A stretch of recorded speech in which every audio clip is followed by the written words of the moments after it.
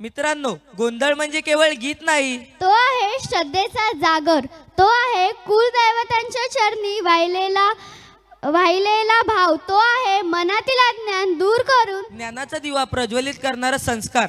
जिथे टाळ, संबळ आणि घुंगरांचा नाद होतो तिथे देवत्व जागृत होते, आणि जिथे गोंधळ सुरू होतो तिथे भक्ती आपोआप प्रकट होते. आज आपल्या विद्यार्थ्यांकडून आपण अनुभवणार आहोत हा भक्तिमय, ऊर्जादायी आणि परंपरेचा वारसा सांगणारा हा गोंधळ जागर गीताचा सुंदर आविष्कार. चला तर मग टाळनादाच्या तालावर आपणही देवाच्या चरणी आपली भक्ती अर्पण करूया.